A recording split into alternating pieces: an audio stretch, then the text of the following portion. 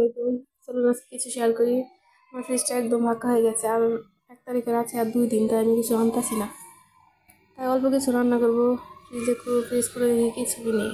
মাছ অল্প একটু আছে, তবে কোনো তরকারি নেই। তাই আমি মাছ বের করে নিলাম, 2 পিস মাছ নিয়েছি। আর এতে মাছটা ধুয়ে নিয়েছিলাম। আর এদিকে আমি একটা আলু চিড়ে নিয়েছি, একটা অল্প ছোটো ছোটো পেঁয়াজ নিয়েছি। এগুলো পরে আমি মাছ বোনা করবো। আর বিশ্বাস করবেন, যেদিনই আমি মাছ বোনা করি বা আমি একটু ঝোল রাখবো, সেদিনই আমার মাছ বোনা একদম শুকিয়ে যায়। কী যে একটা যন্ত্রণা করছি। এই তো আমি এদিকে তরকারি রান্না করবো, তার জন্য এগুলো রেডি করে নিচ্ছিলাম।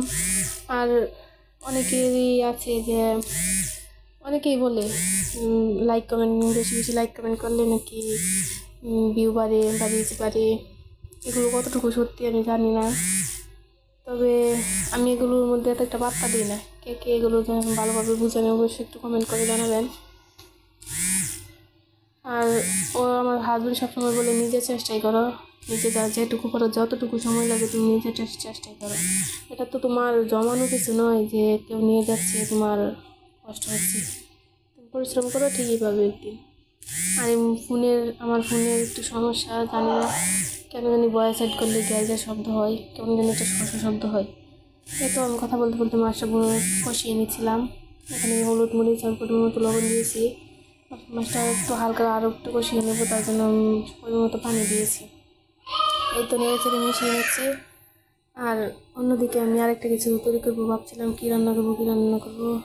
এখন যেহেতু তরকারিটা রান্না করছি, তার সাথে একটা ডিম ভাজি করবো, আর কিছু করবো না। এই তো মাছটা কষানো হয়ে গেছে, এর সাথে এবার মাছটা সাইড করে নিয়েছিলাম, আলু দিয়ে রান্না করবো।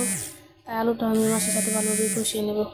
আলুটা কষিয়ে মাছটা ভেঙে যাবে, তার জন্য আমি এক সাইড করে আলুটা মশলার সাথে মিশিয়ে নিচ্ছিলাম। এই তো মেশানো হয়ে গেছে, আর এবার আমি পরিমাণ মতো চুল দিয়ে দেবো। পানিটা দিয়ে এবার আমি ঢাকনা দিয়ে দেখে বাকি রান্নাটুকু করে নেব। এই তো কিছুক্ষণ পর আমি যে লাইক কমেন্টে ফলোয়ার বাড়ে, এটা কতটুকু সত্যি ঠিক আমি জানি না, তবে আপনাদেরকে জানা থাকলে অবশ্যই আমাকে কমেন্ট করবেন। বেচারা স্বামীর উপর অনেক অত্যাচার করতেছে, কারণ রুম ছাড়বো বলে ঘরে কোনো বাজার আনতে দিচ্ছি না। আমাকে বাজার আনলে সব খাওয়া হবে না, 2 দিন আছে। এই তো আমি 2 পিস মাছ নিয়েছি রান্না করার জন্য। আমি এমন অল্প অল্প করে সব কিছু রান্না করি এখন। ও বলে এভাবে খাওয়া যায়, আমি বলি এভাবে খেতে হবে। তাহলে এই অত্যাচার কতদিন সহ্য করবো? আমি কি আর 3 দিন সহ্য করা? মাছটা শেষই। এই তো